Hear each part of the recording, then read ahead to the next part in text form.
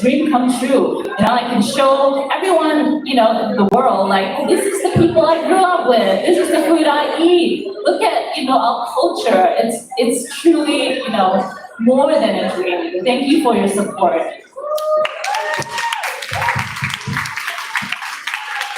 We could definitely see that you explored a lot of these, what maybe in Asia we'd say like slightly taboo topics where it is hard to have that conversation, father to son in a family business, having your mom live in your house and like hinting at her to leave but she doesn't want to leave, going through infertility, as you said, loss, relationships, so much of that. And maybe Tom, if you can tell us a little bit about how you managed to capture those moments, because you're telling the stories of multiple lives and you're jumping from one story to the next. How did you capture that emotion?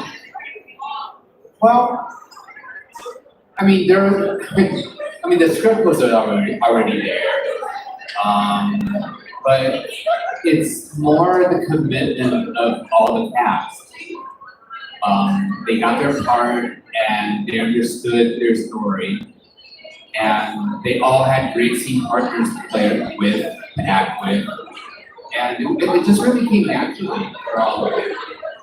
That we knew the situation, we gave the mood on set.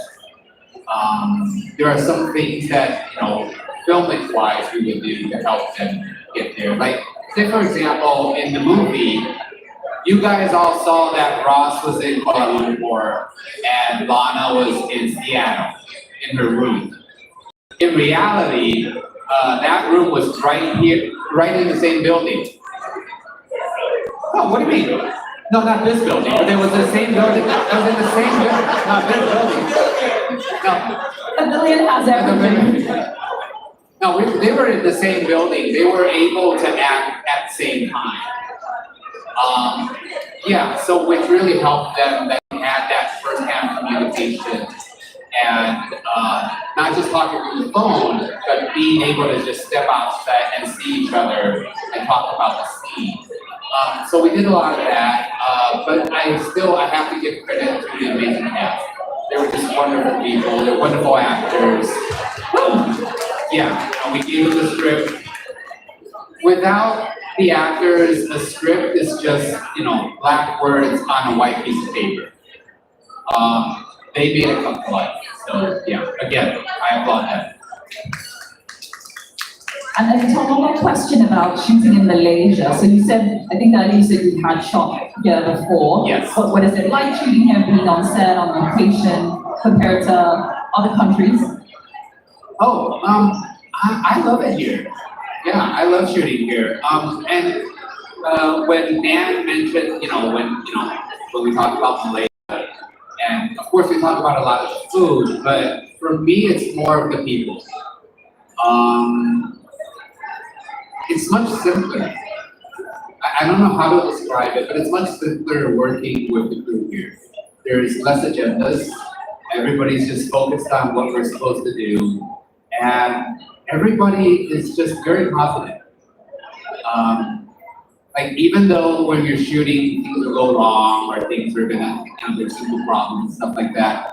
Most everybody here, they just know that it's gonna be okay, or know that it's gonna be all right. So there's this very positive mentality that counters my own instincts because I'm more of a pessimistic. It's all gonna go wrong. I prepare for everything that's bad and everything. But the most positive person on our set is Rachel. And Rachel is so positive that she, sometimes we get into arguments, but she is so positive that, in the end, she assures everybody that everything's gonna be okay. That's really good to hear. I have to balance him out, to make a good part. We need a positive producer around, no? And in Malaysia, we say Malaysia boleh.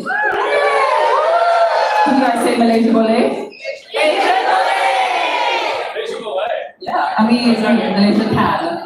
Yeah, so we say that for good. The good, the bad, young, you're gonna get that. Ross, so I hear that you've quite a few ties to Asia. Born in Singapore, grew up in Indonesia. Your mom is Malaysian. Yeah, my mom's Malaysian. What's up, Pam? in the motherland. So what do you love about shooting here?